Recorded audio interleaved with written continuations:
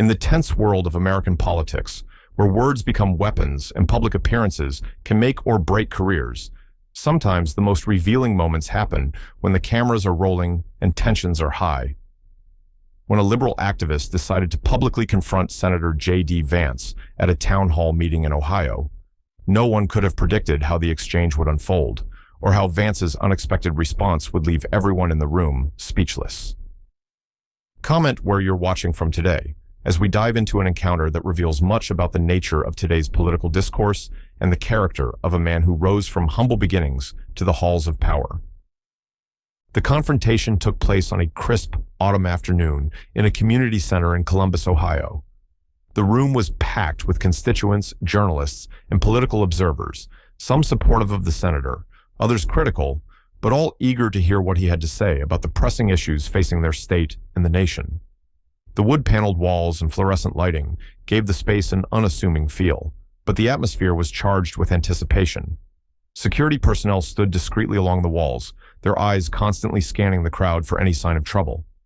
Senator J.D. Vance had just finished delivering a speech about economic revitalization in rural communities, a topic close to his heart given his own upbringing in the struggling industrial town of Middletown, Ohio. His journey from Appalachian poverty to Yale Law School, graduate and best-selling author of Hillbilly Elegy before entering politics, had made him a compelling figure on the national stage. Today, he wore a navy blue suit with no tie, his approach deliberately casual as he sought to connect with the everyday Americans he represented. As Vance opened the floor for questions, a woman in her early 30s stepped confidently to the microphone. She wore a button-laden denim jacket with various progressive slogans, her posture radiating conviction. The room quieted as she adjusted the microphone. What started as a question about policy quickly transformed into something much more personal and pointed. "Senator Vance," she began, her voice clear and unwavering, "I've followed your career from your book to your Senate run. It seems to me that you've abandoned the very people you claim to speak for. You grew up in poverty, yet now you support policies that hurt working families. You've become exactly what you once criticized, another politician who sold out for power and forgotten where he came from." A murmur rippled through the audience. The activist wasn't finished. Her voice grew louder as she continued. "How do you sleep at night, knowing you've betrayed your roots for political gain? You're a hypocrite who uses his hard luck story to win votes while serving the interests of the wealthy elite." The room fell into a shocked silence. Such direct personal attacks weren't unusual in the broader political discourse, but to deliver them face-to-face in a public forum created a moment of breathtaking tension. Several audience members shifted uncomfortably in their seats. A campaign aide started moving toward the microphone, presumably to intervene, but Vance raised his hand slightly, signaling that he would handle the situation himself. The senator's expression remained remarkably composed as the activist's words hung in the air. No flash of anger crossed his face, no defensive posture emerged. Instead, he took a slow, deliberate sip from the water glass on the podium before him. The crowd waited, the seconds stretching out, many expecting, perhaps even hoping for, a heated response that would generate explosive headlines and viral clips. What happened next caught everyone off guard. Instead of matching anger with anger, Vance did something unexpected. He nodded thoughtfully, acknowledging the activist's passionate delivery. When he finally spoke, his voice was measured and calm, completely contrary to the combative tone that had been directed at him. "Thank you for your question," he began, surprising many with his courtesy. "And I mean that sincerely. Democracy depends on passionate citizens who are willing to speak their minds, even when, especially when, they disagree with their elected officials." A few people in the audience exchanged glances, clearly not expecting this opening. The activist herself seemed momentarily thrown off balance by the lack of defensiveness in his response. She had come armed for a fight, but Vance wasn't giving her one, at least not in the way she had anticipated. "You know, I've heard similar criticisms before," he continued, "and I understand where they come from. When you've written a memoir as personal as mine, you invite people into your life story.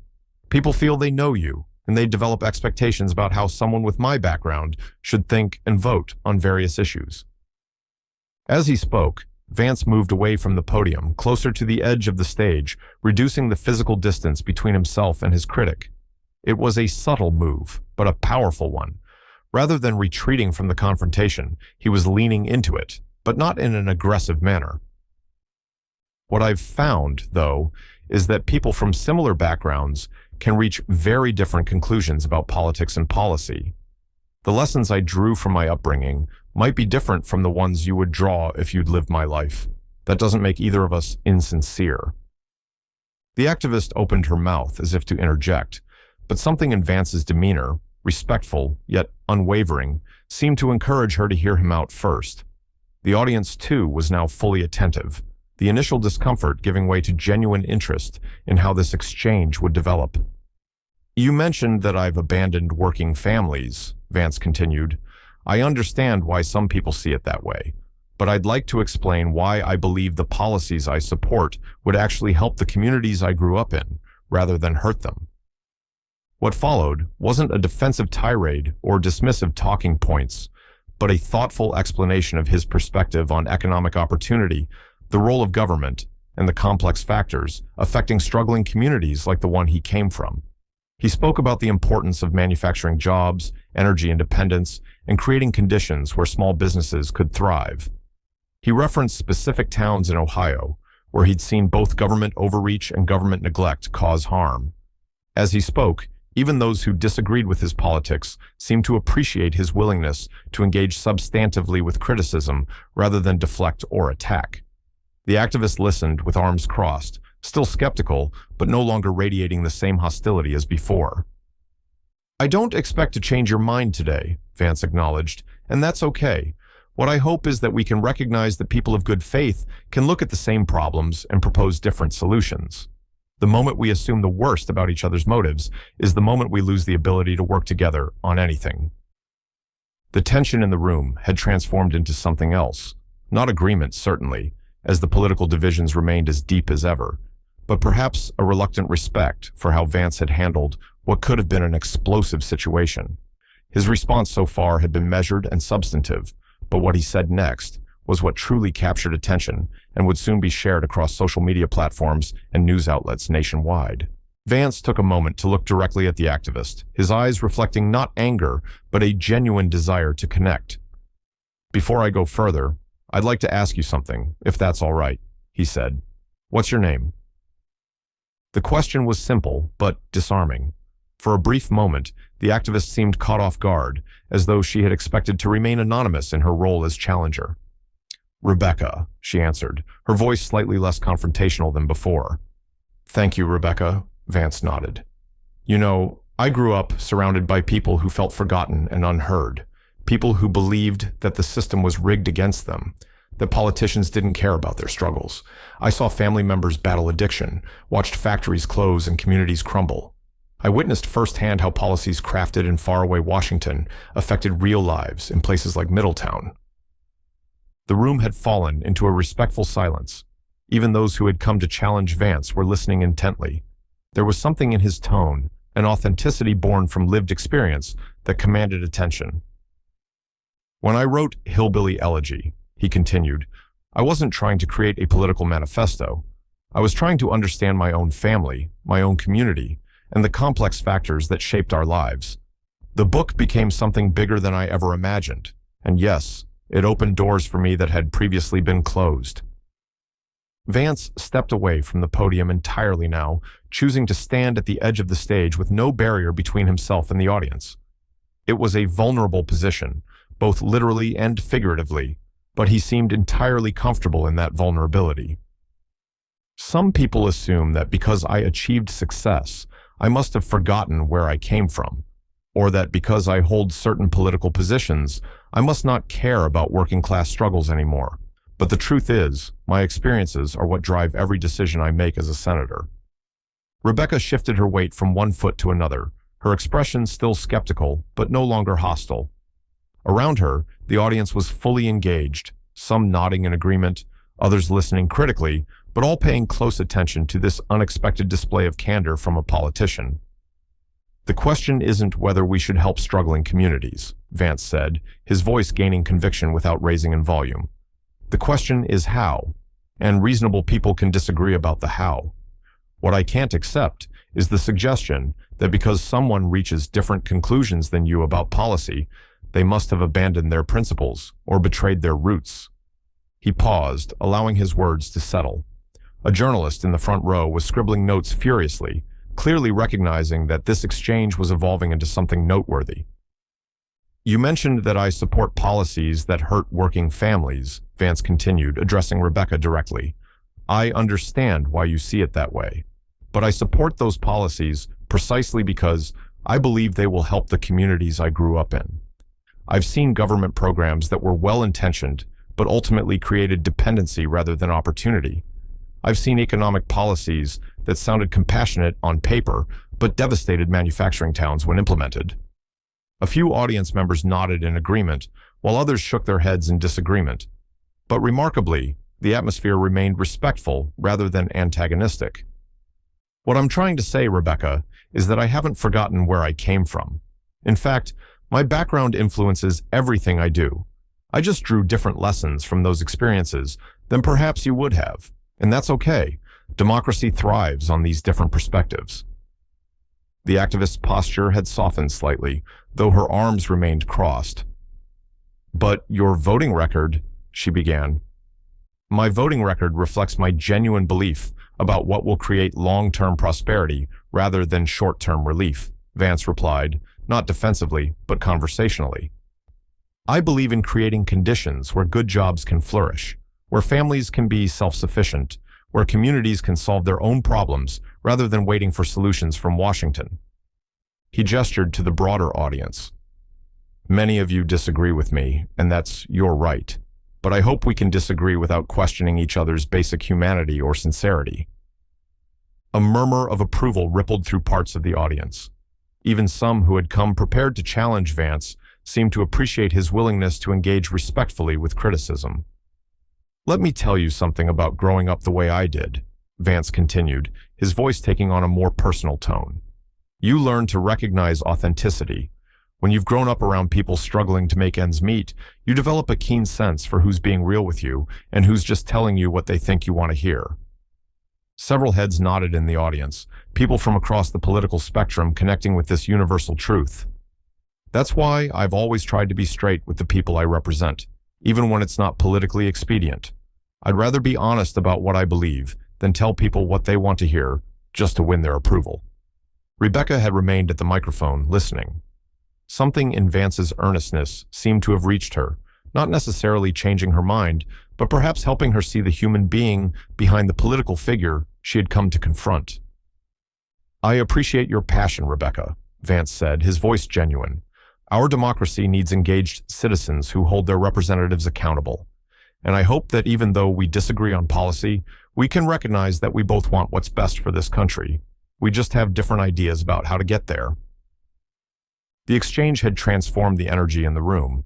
What had begun as a hostile confrontation had evolved into something more nuanced, a model of respectful disagreement that seemed increasingly rare in modern politics. But it was what Vance said next that truly captured the audience's attention and would soon make headlines across the country. Rebecca, I have a proposal for you, he said, taking a step closer to the edge of the stage. I don't think either of us will fully understand the other's perspective in the few minutes we have here today, so I'd like to invite you to join me for coffee next week. Just you and me. No cameras, no staff. A real conversation where we can listen to each other properly. A ripple of surprise moved through the audience. Campaign staffers exchanged glances, clearly not having anticipated this spontaneous invitation. I can't promise we'll end up agreeing, Vance continued with a small smile, but I can promise to listen to your concerns with an open mind and to explain my thinking honestly, because that's what we've lost in our politics, the ability to see each other as fellow Americans first, rather than as political opponents. The room fell silent as everyone waited for Rebecca's response. She appeared genuinely stunned by the offer, having clearly expected a very different kind of exchange when she stepped up to the microphone. For several moments, Rebecca stood frozen at the microphone, visibly processing Vance's unexpected invitation. The audience watched intently, the tension in the room shifting from confrontational to something more complex. Finally, she spoke, her voice carrying a note of cautious curiosity. "Why would you want to do that?" she asked, the skepticism in her tone suggesting she suspected some kind of political trap or publicity stunt. He paused, looking thoughtfully at the activist. "You know, before I ran for office, I spent time in the venture capital world, investing in businesses across the Midwest. One thing I learned was that the best ideas often come from honest disagreement, from people challenging each other's thinking respectfully. That's something we've lost in our politics, and I think it's hurting us all." This revelation seemed to catch many in the audience by surprise. Here was a United States senator, faced with public criticism, responding not with defensive rhetoric or counterattacks, but with a genuine invitation to dialogue. It was so contrary to the typical political playbook that it created a palpable shift in the room.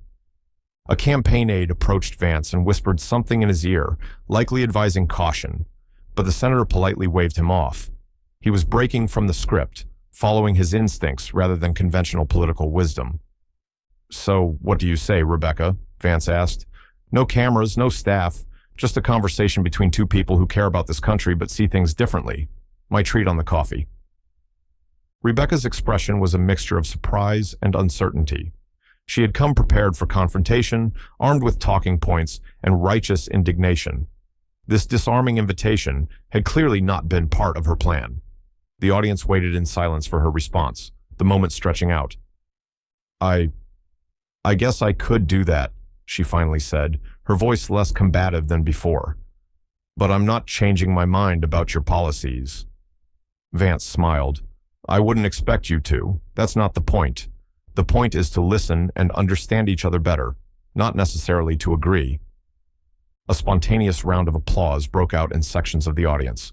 Even those who had come to challenge Vance seemed to appreciate this unexpected display of political bridge building. In an era of deepening polarization, the simple act of reaching across the divide stood out as remarkable. As Rebecca returned to her seat, still looking somewhat bemused by how the exchange had unfolded, Vance turned his attention back to the broader audience. But rather than moving on to the next question, he used the moment to address a larger point. "You know, I think what just happened here speaks to something important," he said, his voice resonating through the community center. "We've all gotten so used to politics as a blood sport, where the goal is to destroy your opponents rather than persuade them, where we assume the worst about people we disagree with, that they're not just wrong, but fundamentally bad people." Heads nodded throughout the audience, people from across the political spectrum recognizing the truth in his words. "I grew up in a community where people disagreed about politics all the time," Vance continued. "My grandmother, who raised me, had strong opinions on everything.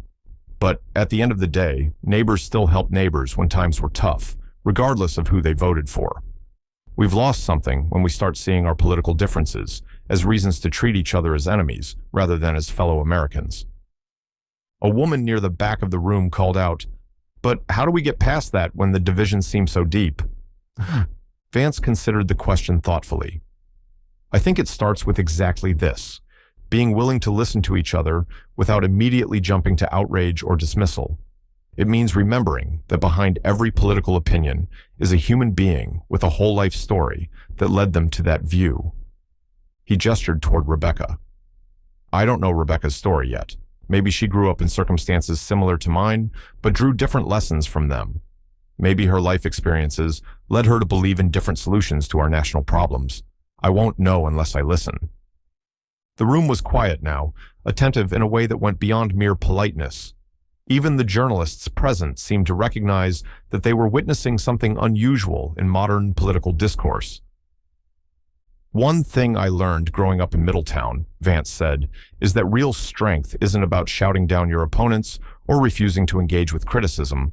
Real strength comes from being secure enough in your beliefs that you can listen to opposing views without feeling threatened by them." This philosophical turn in the town hall was clearly not what many had expected when they arrived.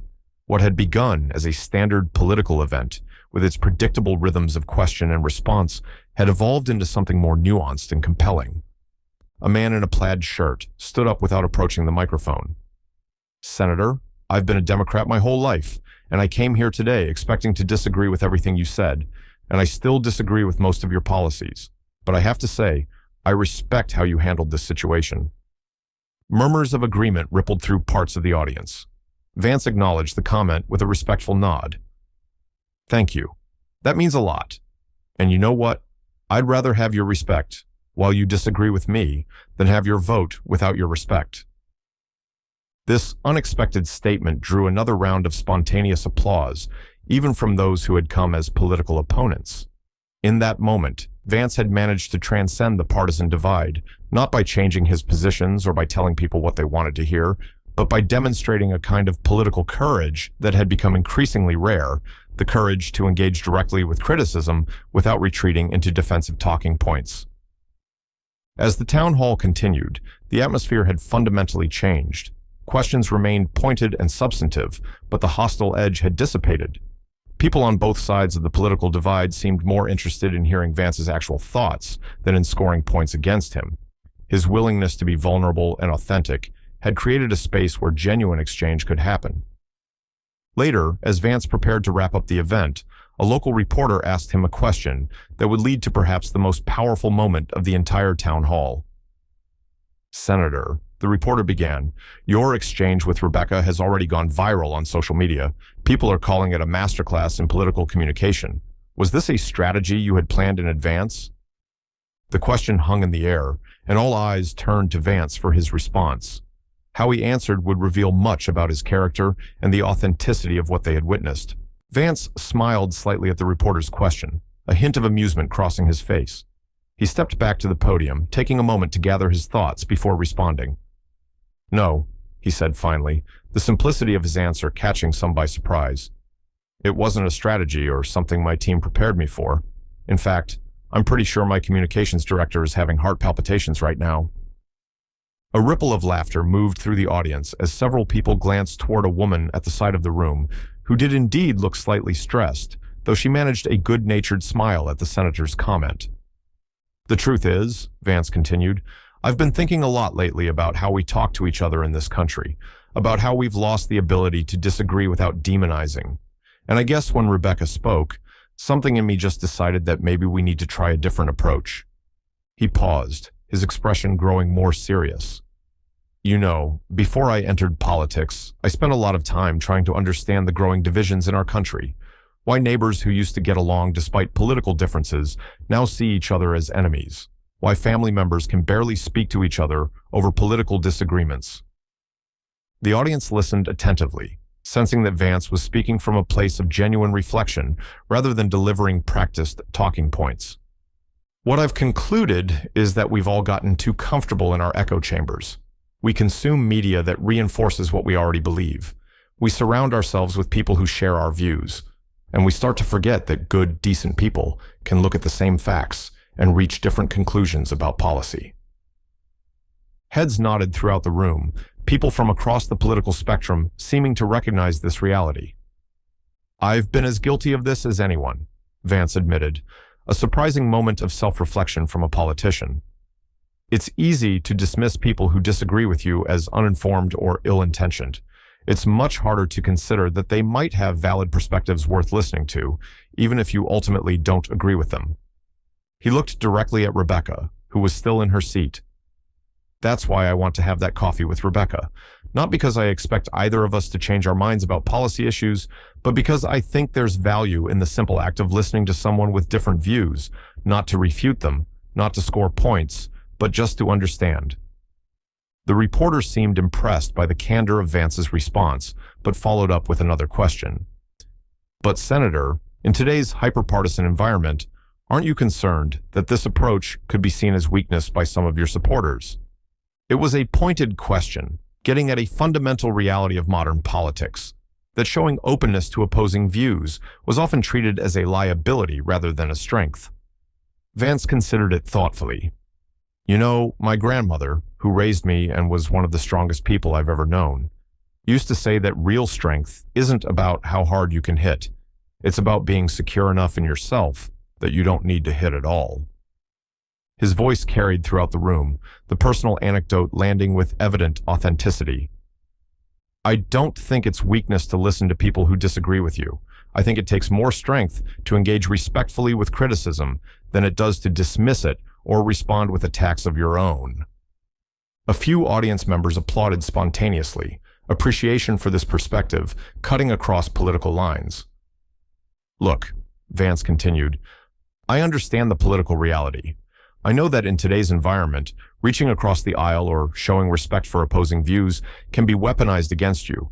I've seen the attacks from both sides when politicians show any willingness to compromise or even just to listen. He shook his head slightly, a gesture of disappointment with the state of political discourse. But at some point, someone has to be willing to take that risk, because the path we're on, where we treat political differences as grounds for personal animosity, that path doesn't lead anywhere good for our country. Just as Vance finished speaking, the community center doors opened and several people entered. The audience turned to look as a group of protesters filed in, carrying signs with slogans critical of Vance's policies. The security personnel tensed, moving slightly closer to the stage, but Vance raised a hand to signal them to hold their positions. The protest group, about a dozen strong, took positions along the back wall. Their arrival created an immediate shift in the atmosphere that had been building in the room. The sense of tentative unity gave way to renewed tension as attendees exchanged uneasy glances. "Senator," called out one of the newcomers, a tall man with a beard and a megaphone. "While you're talking about listening, there are people outside who have been trying to be heard for months. Will you listen to them too?" Vance studied the protesters for a moment, his expression unreadable. The campaign staff looked alarmed, several of them moving to confer with security. It was a classic political disruption tactic, and the standard response would be to have the protesters removed or to end the event entirely. Instead, Vance did something unexpected once again. "I'm happy to listen," he said, his voice calm but firm. "But I'd ask that you put down the megaphone and signs and join this conversation the same way everyone else has, with respect and civility." The protest leader seemed momentarily taken aback by this response. He had clearly expected either confrontation or dismissal, not an invitation to participate. The other protesters looked to him for direction, uncertain how to proceed when their disruption had been met with acceptance rather than resistance. After a moment's hesitation, the man lowered his megaphone. "Fine," he said, his voice now at a normal volume. "We're here because your policies on environmental protection are threatening our community's water supply. The deregulation you support benefits corporations at the expense of ordinary people." Vance nodded, acknowledging the concern. "That's a serious issue that deserves serious discussion. If you'd like to stay for the remainder of this town hall, I'd be happy to address those concerns along with everyone else's questions." The way Vance handled this second challenge, with the same measured calm he had shown to Rebecca, created a palpable impression in the room. Here was a politician refusing to be baited into the kind of confrontational exchange that would generate negative headlines and viral clips. Instead, he was consistently choosing a path of de-escalation and respectful engagement. The protest leader conferred briefly with his companions. Then, in a move that surprised many, they set aside their signs and took seats in the back of the room. The immediate crisis had been diffused, but the underlying tensions remained. The town hall had suddenly become a microcosm of America's larger political divisions, with Vance at the center, attempting to navigate a different path forward. What no one in the room yet realized was that this was just the beginning of a day that would test Vance's approach to its limits and ultimately reveal aspects of his character and philosophy that would challenge perceptions across the political spectrum. As the town hall continued, the dynamics in the room had become increasingly complex. What had begun as a standard political event had transformed into something far more unpredictable. Supporters and critics alike watched with growing interest as Vance navigated this challenging terrain without resorting to the usual political playbook. The protest leader, who had introduced himself as Michael, raised his hand to ask a follow-up question. Vance acknowledged him with a nod, maintaining the same respectful tone he had used with other questioners. "Senator," Michael began, his voice carrying a clear note of skepticism, "you speak about listening and understanding, but your voting record tells a different story. You've consistently supported rolling back environmental regulations that protect communities like ours. How do you reconcile your words today with your actions in Washington?" It was a pointed question, designed to expose perceived hypocrisy. The audience shifted in their seats, many wondering how Vance would respond to this direct challenge to his authenticity. "That's a fair question," Vance replied, not defensively but conversationally. "I think it gets at something important, the difference between intentions and impacts. When I vote on environmental regulations, I'm genuinely trying to balance economic opportunity with environmental protection. I've seen too many communities lose their economic foundation because of regulations that, while well-intentioned, made it impossible for local businesses to operate." He paused, making eye contact not just with Michael, but with others in the audience. "That said, I recognize that these decisions have real consequences for communities like yours, and I may not always get the balance right. That's why these conversations are so important. They help me understand the impacts of policies that might look different from Washington than they do from the ground." Michael seemed prepared for a more defensive response and appeared momentarily unsure how to proceed when faced with this acknowledgement. "But the water contamination in Riverside County," he began, "is absolutely unacceptable," Vance finished for him, nodding, "and I've been working with the EPA to address that specific situation. What I've found is that in many cases, the problem isn't too few regulations, but rather inadequate enforcement of the ones we already have. That's something I think people across the political spectrum could actually agree on, that our environmental laws should be enforced effectively." This nuanced response seemed to catch Michael off guard. He had clearly come prepared for combat rather than conversation, armed with talking points meant to expose Vance as an environmental villain. Instead, he found himself engaged in a substantive policy discussion that didn't fit neatly into preconceived partisan narratives. As this exchange unfolded, Rebecca, the original challenger, watched with evident interest. The town hall had evolved into something far removed from the confrontational event she had anticipated. Her expression suggested she was processing this unexpected turn of events, perhaps reassessing her own preconceptions. An older woman near the front raised her hand. When Vance acknowledged her, she spoke in a voice that betrayed both age and wisdom. "Senator, I've lived in this state for 78 years. I've voted in every election since I was eligible, and I've seen politicians come and go.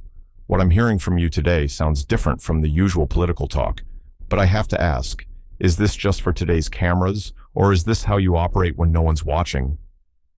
It was perhaps the most perceptive question of the day, cutting through the immediate events to the core issue of authenticity.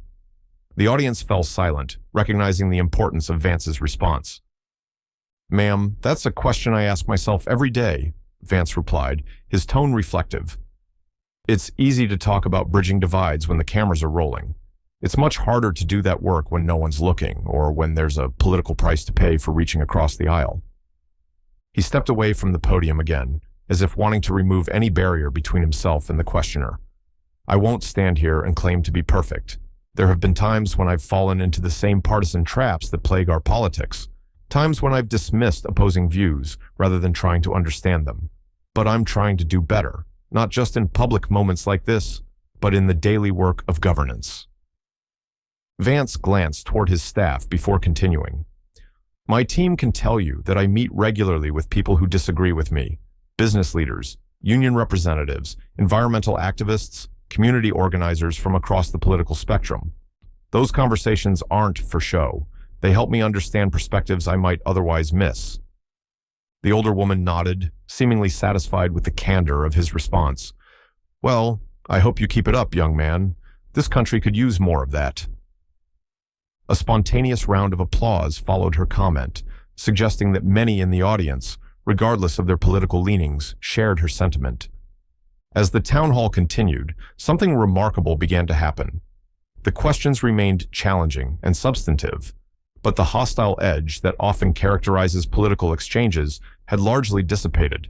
People from opposing political camps were engaging in genuine dialogue, following the example being set on stage.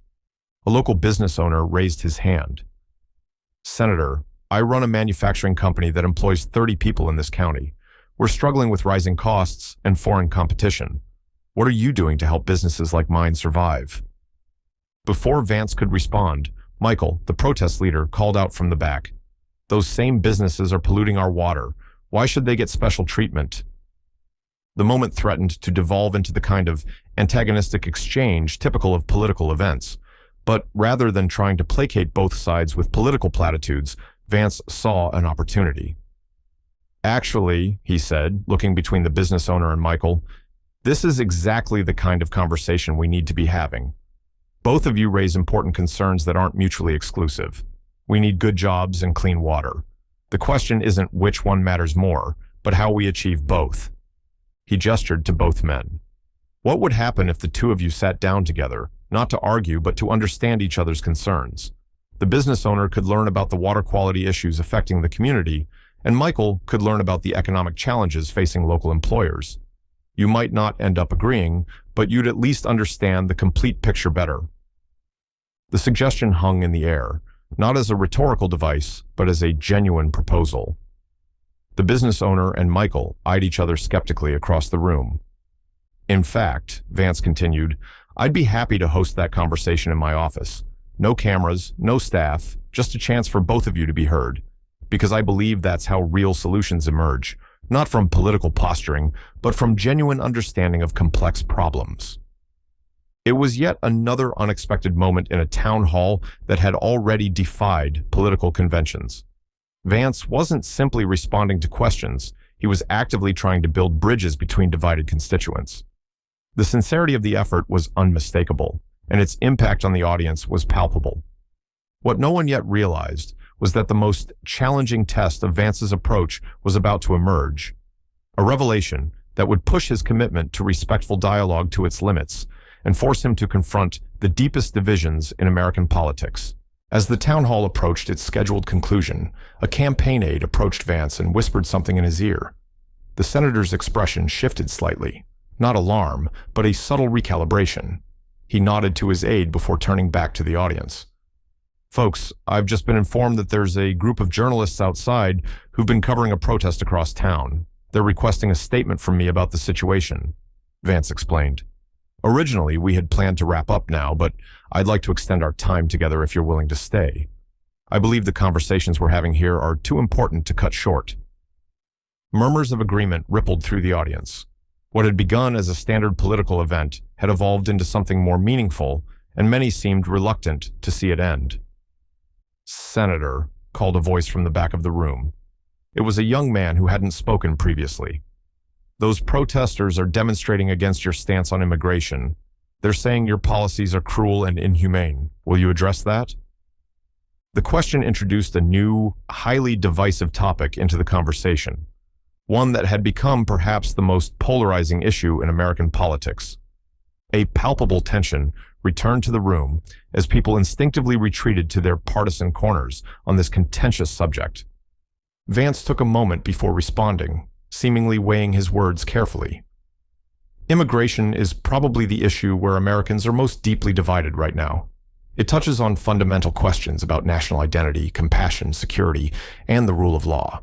And too often, both sides assume the worst about each other's motives. He stepped out from behind the podium again, his body language open and direct. Those who favor stricter immigration policies aren't necessarily motivated by racism or xenophobia, as they're sometimes portrayed. Many are concerned about economic impacts on working-class Americans or about maintaining national sovereignty and security. Several heads nodded in the audience, particularly among his supporters. At the same time, Vance continued, those who advocate for more welcoming immigration policies aren't necessarily trying to undermine American culture or open the borders to anyone and everyone. Many are motivated by genuine compassion for vulnerable people seeking better lives, or by recognition of the positive contributions immigrants have made to our country. This balanced framing appeared to catch some off guard.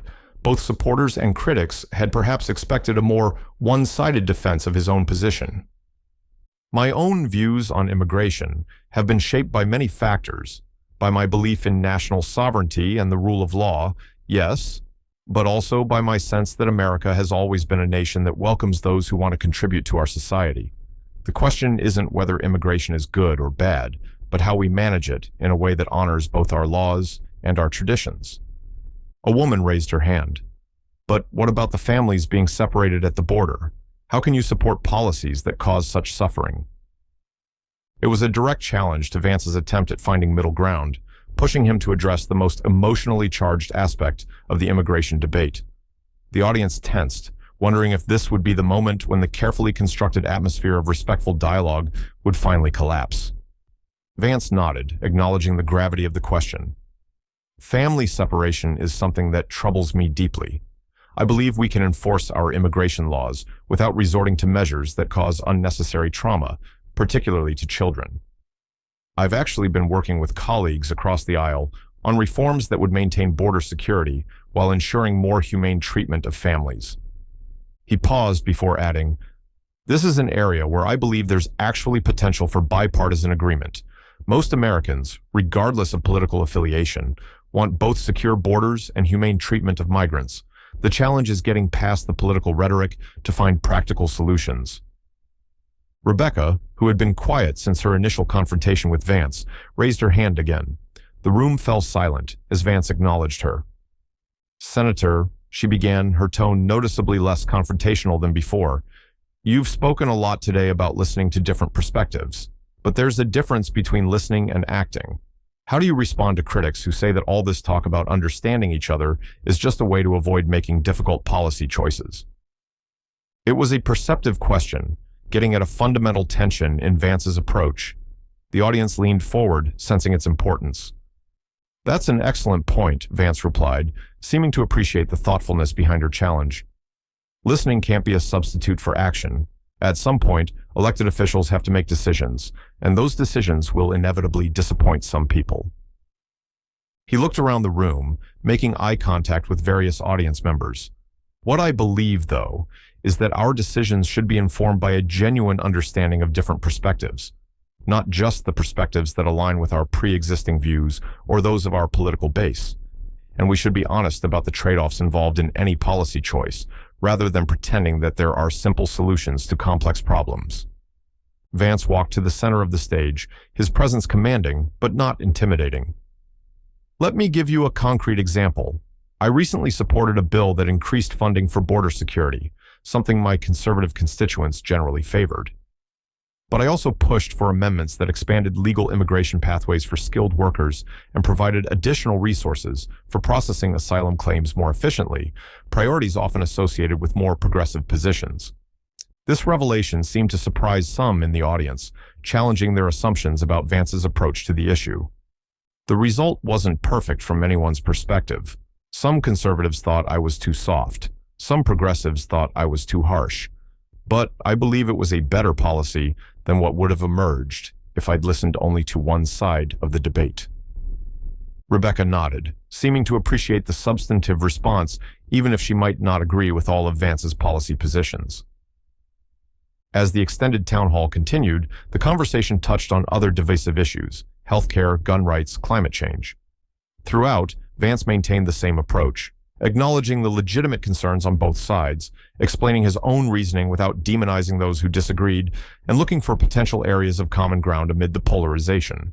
What began to emerge was a portrait of a politician unwilling to be neatly categorized along traditional partisan lines, a quality that clearly unsettled some supporters, even as it intrigued critics. In an era when politicians were increasingly expected to adhere rigidly to party orthodoxy, Vance's willingness to acknowledge nuance and complexity stood out as both refreshing and somewhat disorienting. As the event finally approached its conclusion, a local reporter asked what would prove to be the most revealing question of the day. "Senator Vance, you've shown remarkable patience today with people who strongly disagree with you. But surely there must be some views or positions that you consider beyond the pale, ideas so extreme or harmful that they don't deserve respectful engagement. Where do you draw that line?" The question cut to the heart of a fundamental tension in democratic discourse between openness to diverse viewpoints and the need to maintain certain moral boundaries. How Vance would respond would reveal much about his core principles and the limits of his commitment to bridge building. Vance took a moment to consider the reporter's question, his expression thoughtful. The room fell into an expectant silence. It was a question that cut to the core of contemporary political discourse, where to draw the line between views that deserve engagement and those that might be considered beyond the bounds of acceptable debate. That's one of the most important questions in a democracy, Vance finally said, because we have to balance two competing values: our commitment to free speech and open discourse on one hand, and our responsibility to stand against truly harmful ideas on the other. He moved away from the podium, seemingly wanting to address this question in a more direct, personal manner. I draw the line at views that deny the fundamental humanity and dignity of others. Ideas that promote violence, discrimination, or the suppression of basic rights. These aren't just different political opinions. They strike at the very heart of what makes democratic conversation possible in the first place. Several heads nodded throughout the audience, people from across the political spectrum seeming to appreciate this baseline ethical boundary. But, Vance continued, his tone measured, I think we've become too quick to place views we simply disagree with into that extreme category. We label policies we oppose as hateful or dangerous, not because they truly advocate harm, but because framing them that way lets us dismiss them without engaging with their substance. He scanned the room, making eye contact with various audience members. Someone can believe in stricter immigration policies without harboring hatred toward immigrants. Someone can oppose certain climate change measures out of genuine concern for economic impacts, not because they don't care about the environment. Someone can have traditional religious views on marriage or gender without wishing harm to anyone. This nuanced perspective seemed to resonate with many in the audience, though others shifted uncomfortably, perhaps sensing a challenge to their own tendency to demonize opposing viewpoints. The problem with placing too many views beyond the pale of acceptable discourse, Vance explained, is that it leaves us talking only to people who already agree with us. We create echo chambers where our own views are never challenged, never refined through engagement with different perspectives. The reporter pressed further. But surely there are some political positions today that cross that line, that do deny people's humanity or advocate harm. How do you respond to those? Vance nodded, acknowledging the follow-up. Absolutely. And when I encounter those truly extreme views, I believe the right response isn't passive tolerance, but clear moral opposition. But that opposition should be targeted at the ideas themselves, not extended to everyone who holds different political views from me. He paused, considering how to articulate his next point. I think we've lost something important in our political discourse, the ability to distinguish between ideas we strongly disagree with and ideas that are genuinely beyond the bounds of moral acceptability. When we conflate the two, we shut down the possibility of understanding and persuasion. Rebecca, who had remained engaged throughout the extended town hall, raised her hand again. When Vance acknowledged her, she spoke with obvious sincerity. Senator, I came here today expecting to despise everything about you. I've followed your career and disagreed with virtually every position you've taken. But I have to admit, the way you've engaged today has made me reconsider some of my assumptions. Not about your policies, I still disagree with most of them, but about your character and intentions. This candid admission created a powerful moment in the room, a tangible example of the very bridge building Vance had been advocating throughout the event. Thank you for saying that, Vance replied. And honestly, that's not a small thing. In fact, I think it's profound, because once we can separate our policy disagreements from assumptions about each other's character or motives, we create space for actual persuasion and compromise. He addressed the broader audience now. Think about it. When was the last time someone convinced you to change your mind about something important by first assuming the worst about your character or intentions? It doesn't work. We only become open to different perspectives when we feel that the person challenging our views respects us as individuals. An older man in a veteran's cap spoke up without waiting to be called on. I fought for this country, and I've watched it become more divided than I ever thought possible. What you're saying today gives me hope, but I wonder, do you really think this approach can work in Washington? Isn't the system too far gone? It was a question that acknowledged the appeal of Vance's approach, while expressing skepticism about its practicality in the current political environment. The audience waited attentively for his response. I understand that skepticism, Vance said, nodding respectfully to the veteran, and I won't pretend it's easy. The incentives in our political system currently reward division rather than bridge building. Politicians who reach across the aisle often face primary challenges from their own party. Media outlets get more engagement from outrage than from nuanced discussion. His expression grew more determined. But I refuse to accept that this is simply how things have to be. Throughout American history, we've faced moments of deep division before, and we found our way back to a healthier political discourse. It takes leadership willing to absorb short-term political costs for the sake of long-term national cohesion. The veteran nodded, seemingly appreciating the honest assessment, even if he might remain skeptical. "Let me tell you about something that happened last month," Vance continued. "I was working on a bill related to veterans' health care, something I care deeply about given my own military service. I had a particular approach I thought was best, but a Democratic colleague had a different idea." The audience listened attentively, sensing that this anecdote would illuminate Vance's principles in action. Instead of just pushing my version through committee on a party-line vote, I invited her to my office. We spent 3 hours going through the details, not debating talking points, but really digging into the specifics of how to improve care for veterans. By the end, we had crafted something that combined the best elements of both approaches. He looked directly at the veteran. "That bill passed with bipartisan support and will make a real difference for people who serve this country. It wasn't flashy, it didn't generate headlines, but it's exactly the kind of work that can happen when we approach each other as colleagues rather than enemies." This concrete example seemed to land with the audience, a reminder that beyond the high-profile conflicts that dominated the news cycle, there were still instances of productive collaboration happening in Washington. As the town hall finally drew to a close, a palpable sense of possibility had replaced the tension that had marked its beginning. People who had arrived expecting a typical political event, with its predictable patterns of partisan attack and defense, were departing with something more complex to consider. Not necessarily agreement on policy, but perhaps a glimpse of a different way of conducting political discourse. What no one in that room yet realized was that the true test of Vance's approach was still to come. As clips of the town hall began circulating on social media, reactions were emerging from across the political spectrum, and not all of them were positive. The backlash would force Vance to confront the practical challenges of his bridge-building philosophy in an era when many viewed such efforts with suspicion or outright hostility. By evening, clips from the town hall had spread across social media platforms, generating hundreds of thousands of views and sparking intense debate. In the polarized landscape of American politics, Vance's unconventional approach was being interpreted in wildly different ways depending on the political leanings of the viewers. In a quiet room at his local office, Vance sat with his communications director and chief of staff, reviewing the online reaction to the day's events. The senator scrolled through his phone, taking in the diverse responses with a thoughtful expression. "Sir, I'm concerned about some of the backlash from our base," his communications director said, pointing to several angry posts from conservative commentators. "They're saying you were too accommodating to liberal critics, that you didn't forcefully defend our positions." Indeed, some conservative voices were expressing disappointment or even outrage.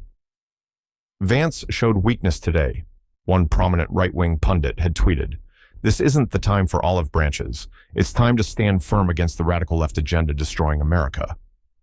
Vance nodded, acknowledging the criticism without appearing defensive.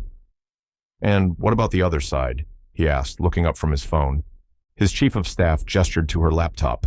Mixed reactions. Some progressives are calling it a refreshing change from typical political rhetoric. Others are more cynical, suggesting it's just a sophisticated PR strategy to disguise your policy positions. One viral post from a progressive commentator had summed up this perspective. "Don't be fooled by Vance's reasonable tone. Behind the civil discourse is the same agenda that hurts working families. This is just tone policing in a nicer package." Vance leaned back in his chair, considering the reactions. So both sides are suspicious of sincerity. That's telling, isn't it? We've reached a point where genuine attempts at respectful dialogue are immediately assumed to be either weakness or manipulation. His staff exchanged glances, clearly concerned about the political implications. "Sir," his chief of staff ventured, "we have several media requests for interviews about today's town hall. How do you want to handle them?" Before Vance could respond, his phone rang. He glanced at the screen, his expression shifting to one of mild surprise. "It's Senator Martinez," he said, referring to a Democratic colleague known for his progressive positions. Vance answered the call, putting it on speaker so his staff could hear. "James, good evening." "JD," Senator Martinez's voice came through clearly. I just watched what happened at your town hall today. It's all over the news. There was a pause, and Vance's staff tensed, expecting criticism from across the aisle to add to their concerns. I have to say, Martinez continued, it was damn refreshing to see. We disagree on a lot of policy issues, but the way you handled that situation, with respect and genuine engagement, instead of the usual partisan warfare, it reminded me why I got into public service in the first place. The unexpected praise from a political opponent seemed to catch even Vance by surprise. I appreciate that, James. It means a lot coming from you.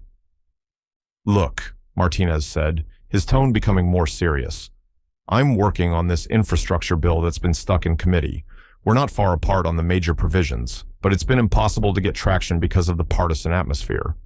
After seeing how you engaged today, I'm wondering if you might be willing to sit down, just the two of us, no staff, no press, and see if we can find a path forward. The proposal represented exactly the kind of across-the-aisle collaboration that Vance had advocated for during the town hall. His communications director looked alarmed, clearly concerned about the potential political risks of being seen as too cooperative with Democrats. Vance, however, didn't hesitate. I'd be happy to, James. I've actually been looking at your bill, and while I have some concerns about certain provisions, I think there's a lot of common ground we could build on. After discussing a few logistical details, Vance ended the call and turned to his anxious staff. I know what you're thinking, he said with a slight smile, that this is politically risky, that our base will see it as a betrayal that will give ammunition to primary challengers. His communications director nodded. Sir, it's my job to worry about these things. Working with Martinez on this bill, especially right now when tensions between the parties are so high, it could alienate key supporters. Vance stood and walked to the window, looking out at the Ohio evening. You know what I think the biggest problem in Washington is right now? It's that too many decisions are made based on how they'll play politically, rather than whether they're the right thing to do. He turned back to face his team. The infrastructure in the state is crumbling. Roads, bridges, broadband access. These aren't Republican or Democratic issues. They affect everyone's quality of life. If Martinez and I can craft a bill that addresses these needs without excessive spending or regulatory burdens, that's a win for the people we serve, regardless of their political affiliation. His chief of staff spoke up, her voice respectful but concerned. I understand that, sir, and I admire your principle. But there's a reality we have to contend with. The political environment rewards partisanship and punishes compromise. Look at what happened to Senator Collins after she worked with Democrats on health care. Vance nodded, acknowledging the legitimate concern. You're right about the political reality, but leadership sometimes means being willing to absorb short-term political costs for long-term gains. And I believe there are more Americans hungry for a different kind of politics than the partisan extremes would have us believe. He picked up his phone again, scrolling through more reactions to the town hall. Look at this, he said, showing his staff a comment from an ordinary citizen. I've voted Democrat my entire life and disagree with most of Vance's policies, but watching him today made me feel like maybe there's still hope for our democracy. Maybe we're not doomed to endless tribal warfare. The senator set down his phone. That's what matters to me, not just winning the next election, but helping to preserve the possibility of democratic governance in a diverse society. If we can't figure out how to disagree without demonizing each other, this experiment in self-government eventually falls apart. His communications director still looked unconvinced. So what do we do about these media requests? They're going to ask about the backlash from both sides. Vance considered for a moment. Let's schedule one in-depth interview rather than a series of short hits. I want the space to explain my thinking properly, not just react to sound bites. And let's make sure it's with someone known for substantive coverage, not partisan point scoring. As his staff began making arrangements, Vance received a text message that made him pause. It was from Rebecca, the activist who had confronted him at the beginning of the town hall. The message was simple. Still disagree with your politics, but I'm looking forward to that coffee. How about Tuesday? Vance smiled slightly as he typed his reply. Tuesday works. Looking forward to a real conversation. What no one yet realized was that this exchange at the town hall and its aftermath was about to become something much larger than a single political event. As the clips continued to circulate and reactions multiplied, it was evolving into a focal point for a national conversation about the nature of political discourse in America, and placing Vance at the center of a storm that would test his principles in ways he couldn't yet imagine. Tuesday morning arrived with a sense of anticipation. The small coffee shop Vance had chosen for his meeting with Rebecca was tucked away on a quiet street, deliberately selected to avoid media attention. It was the kind of local establishment that had served the community for decades, with worn wooden tables and the rich aroma of freshly ground beans filling the air. Vance arrived a few minutes early, dressed casually in jeans and a button-down shirt, rather than his usual Senate attire.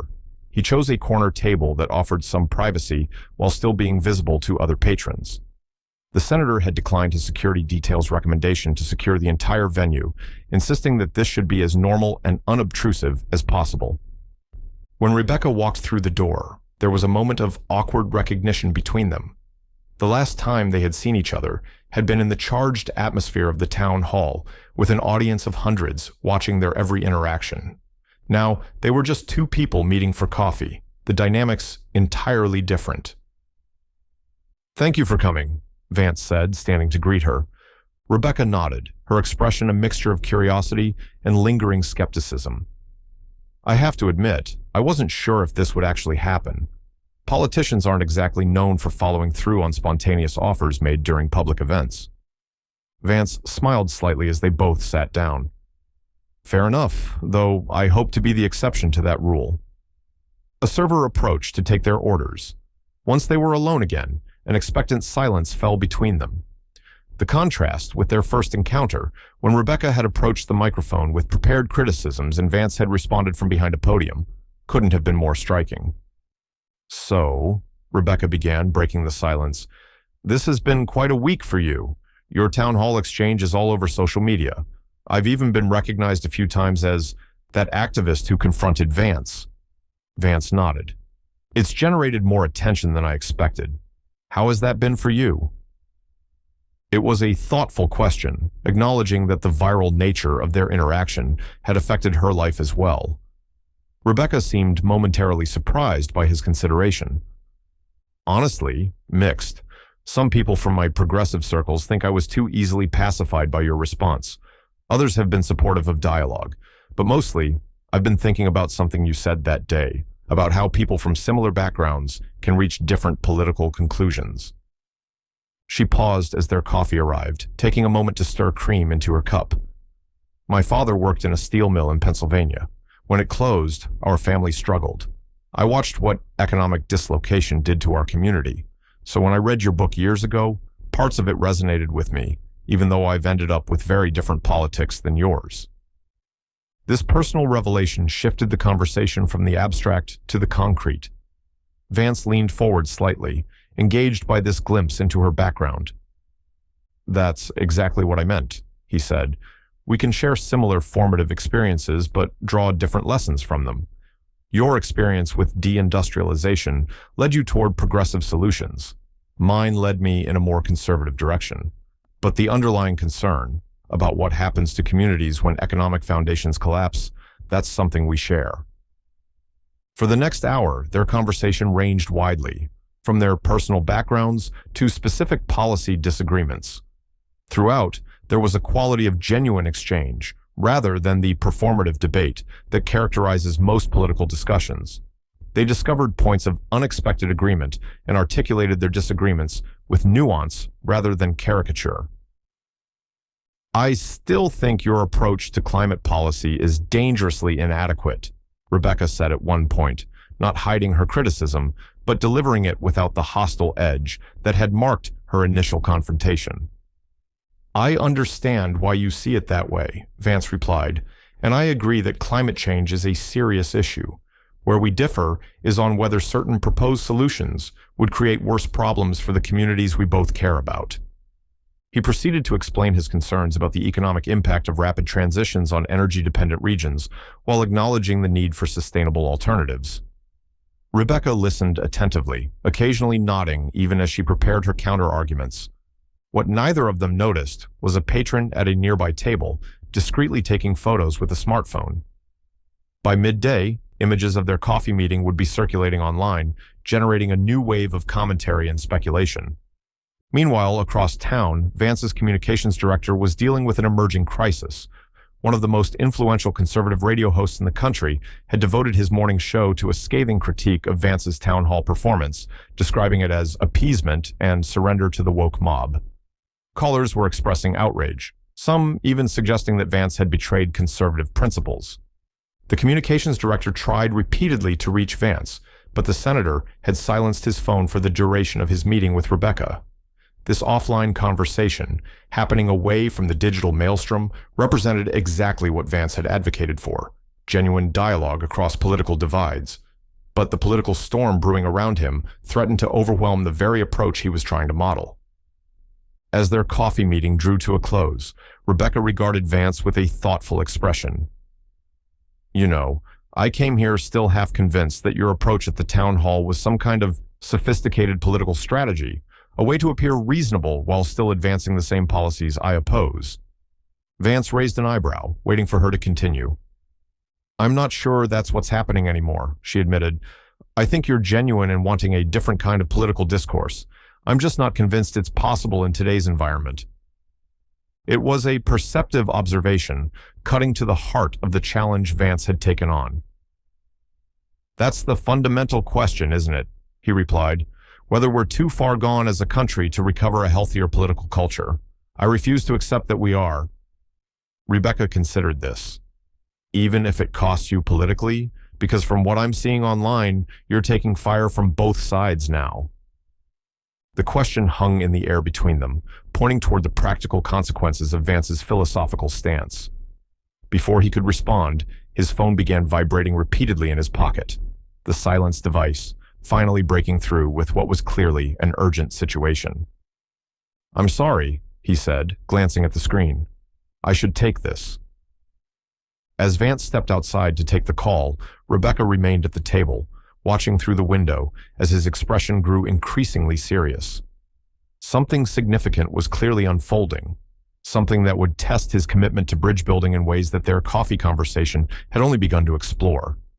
What neither of them yet realized was that their meeting had already become a symbol in the larger cultural conversation about American politics, a Rorschach test onto which people projected their hopes or fears about the possibility of healing the nation's deep divisions. And as photos from their private conversation began spreading online, accompanied by wildly different interpretations from across the political spectrum, both Vance and Rebecca were about to be thrust into the center of a national controversy neither had anticipated.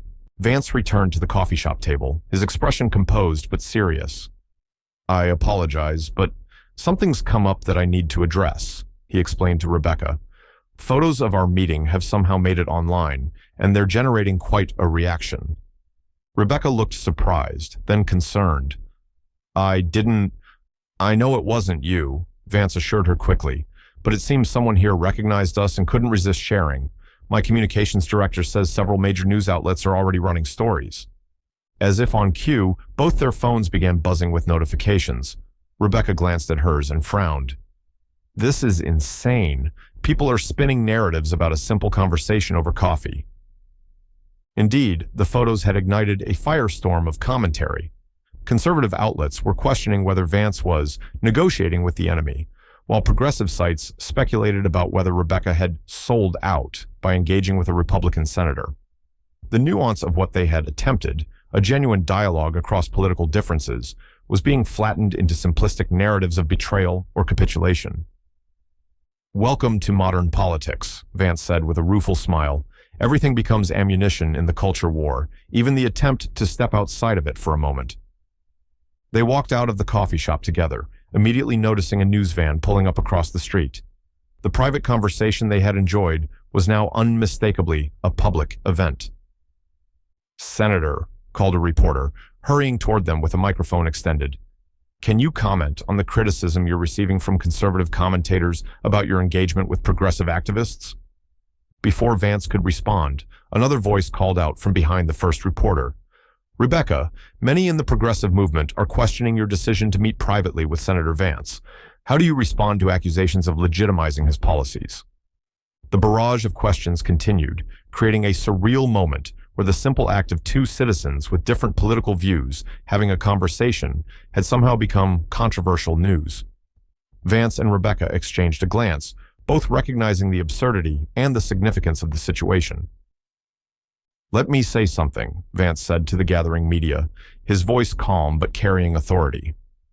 "What's happening right now illustrates exactly the problem we're facing as a country. The fact that a senator and a constituent having coffee together is considered breaking news worthy of criticism shows how far we've fallen into tribal thinking." The reporters quieted somewhat, sensing that this impromptu press conference might yield more substantive content than they had anticipated. "Rebecca and I disagree on many policy issues," Vance continued. "We had a thoughtful conversation about those disagreements today. Neither of us changed the other's mind on major questions, but we both gained a better understanding of the experiences and concerns that shape each other's views. That's not weakness or betrayal. It's citizenship." Rebecca nodded, then stepped forward to add her perspective. "I came to Senator Vance's town hall last week, ready to confront him as an adversary. I still oppose many of his policies, and I'll continue to advocate for progressive solutions to the problems facing our country. But I've learned something important through this process, that demonizing people we disagree with makes it impossible to ever find common ground, even where it might exist." A reporter called out, "But isn't finding common ground with someone who supports harmful policies a form of complicity?" It was a question that cut to the heart of the debate raging online, whether engagement across deep political divides was noble or naive, necessary or dangerous. Rebecca considered it seriously before responding. "I understand that perspective," she said. "There are lines I wouldn't cross and compromises I wouldn't make on core values. But I've come to believe that refusing to even speak with people we disagree with guarantees we'll never persuade anyone or find workable solutions to shared problems." The moment was captured by dozens of cameras, a striking image of political opponents standing side by side, not in agreement, but in mutual respect, a contrast to the shouting matches that typically characterized political discourse. As the impromptu press conference continued, Vance's phone buzzed with a text message. It was from Senator Martinez, the Democratic colleague who had reached out after the town hall. "Watching you live. This is what political courage looks like. Our meeting about the infrastructure bill is still on for tomorrow. Don't let the noise change your mind." Meanwhile, another message arrived from a leading conservative in the Senate. "You're making a mistake engaging with these people, JD. They'll use it against you in the end. Call me when you're ready to get back to fighting the good fight." These competing messages embodied the choice Vance faced, between the conventional partisan approach and the more difficult path he had begun to chart.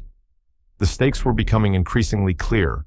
This wasn't just about one town hall or one coffee meeting, but about a fundamental question of how to conduct politics in a deeply divided nation. As the media questions continued, Vance noticed something unexpected happening among the growing crowd of onlookers. People who had stopped to watch were engaged in their own conversations, strangers discussing the issues being raised, some nodding in agreement, others shaking their heads in disagreement, but all listening to one another with apparent interest. It was a small thing, perhaps, but it suggested the possibility that the hunger for a different kind of political discourse extended beyond Vance and Rebecca to ordinary citizens, tired of endless conflict and willing to consider alternatives. "I need to address the criticism I've been receiving directly," Vance said, bringing the focus back to the central issue. "Some are saying that my willingness to engage respectfully with political opponents shows weakness. I believe it shows the opposite. It takes more courage to listen to challenging perspectives than to surround yourself with people who already agree with you." He gestured to the crowd around them. "Look at what's happening right here, right now. People from different backgrounds with different political views, listening to each other without shouting or dismissing one another. That's not a threat to democracy.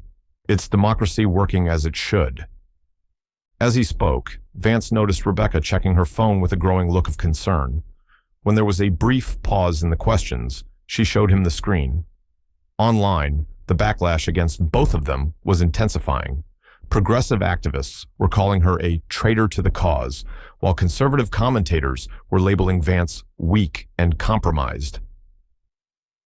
"This is the test," Vance said quietly to her before turning back to address the reporters.